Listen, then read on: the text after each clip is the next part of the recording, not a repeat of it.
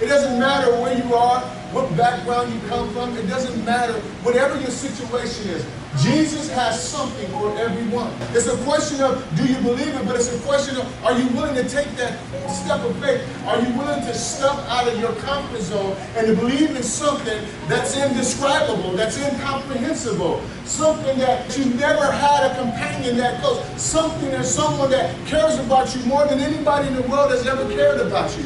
It's more than just an introduction into a personality that you've never met. It's a relationship that's transformed you. It's something that happens inside you that I can't explain it. I just know that it transformed me. It took me from drug addiction. It took me from violence. It took me from sexual immorality. It took me from those things. And He's the inner peace inside of you. And if you open up your heart, if you know Him like I know Him, if you want to know Him, then I want to tell you something, that He's here for you to know. He's not some myth or some fable. He's an actual, real Son of God. He's a living being. How many know that we are spiritual? Just because we are occupying this body of flesh and blood and cells and bones and muscles is not who we are. We have a DNA that is a spiritual DNA, a DNA that is hardwired to God in the Spirit that sends our heart and our brokenness to God, not by mind, not by prayer, but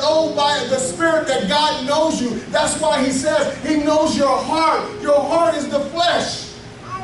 He says, I know that part of you, my daughter, my son, more than you even know. I know it better than you. He says, I know the thoughts of your mind. How can He know the thoughts of your mind? And that's the flesh, because we are connected to God spiritually. There is something that God has done to each and every human being, now present, living, and those that have passed. And God has implanted His spiritual imprint, His one-way connection to you, no matter where you are. And He's done that to all. That's how unique He is. That's how incomprehensible He is. That's how mighty and powerful He is. That out of all the people in the world, He understands you, Angel. He understands you, Daddy. He understands you, Jessica. He understands each and every one of us without even speaking a word.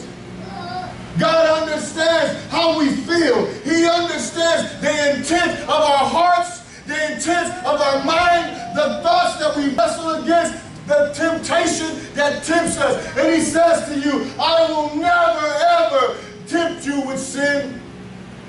He says, but I will make a way. And the only way that God can make a way out of your situation is to ask yourself, do you know Him? Have you been introduced to a relationship with God?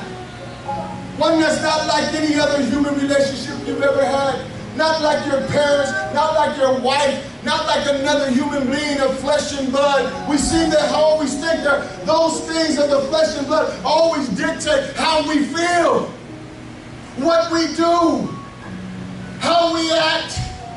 But I've been trying to get to you. I've been trying to tell you that there is a greater side to this fleshly side. That is the front side. But on the back side, where all the working is, that's where God is. Working behind the scenes. Because all good things work together. That every problem has its end and its means. That every situation in your life is an opportunity. Every hardship in your life is an opportunity. Every disappointment in your life is an opportunity. This is the passion of do you know Him? This is what burns inside when you're able to share with someone and you're able to go into their hearts, wherever they are, and speak to them by the Spirit of God. And I just want to say this. Everything about God is real. Some of you doubt. Some of you lack faith. Some of you don't even know where you're at and what you're doing. You're just living day by day. You're just making it. Some of you are just working a job. That doesn't mean anything to you. Because there's no satisfaction at working that job. You're just surviving. Some of you are just existing just to exist so you can say you're alive. But some of you wish that you wasn't. Some of you wish that you had opportunity not to be here. Some of you wish that life's too tough for me. Life's too depressing. Life's too lonely. No, no, no, no! Life is alive. Life is refreshing. Life is challenging. Life is courage. Life is strength. Life is power. Life is trust. Life is being strong in the midst of your situation, no matter what your situation is. Life is believing that tomorrow's a better day, huh? Life is encouraging yourself that no matter what I go through, how I feel, I know I have life. Life is being, and being is existing. But what is that if you're not connected to the giver of life? It's empty. It doesn't matter that you say I'm a Christian. It doesn't matter that you come to church. Are you connected to God? Is He your supply source? Is He your power source? Is He your life source? Is He your doctor when you're sick? Is He your healer of your brokenness?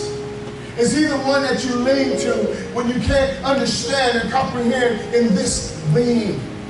When this mind deceives you and lies to you, is He the one that you come to for clarity and vision and understanding? This is how we introduce people to Christ. But you can't do that if you don't have it. You can't give what you don't have. You can't give what you don't have. Our mission in life is to understand that our purpose, the reason why we exist, is to serve God with all our heart, all our soul, all our mind, and all our strength.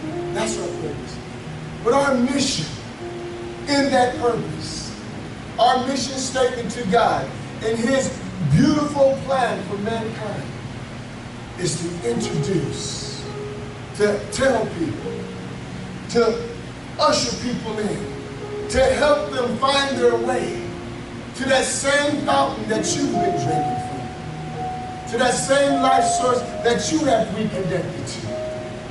And our job is to go tell everybody about who Christ is and ask them, do you know Him? Let me tell you about the greatest friend I ever had. Let me tell you about the lowest point in my life when I was about to give up. Let me tell you this about my relationship that I have with God. Yeah, I've had plenty of relationships. Yeah, I've been divorced and remarried. I've had children out of wedlock. I've had my heart broken. I've been abused by men and women. I've been mentally abused, sexually abused. I've been emotionally abused. But I'm going to tell you something. I got a testimony. I got something that I can share with you. And what we do when we plant this mission, we take it on with the urgency and the expectation that every time you sow a seed, every time you tell someone about God, something is going to happen. And that's what we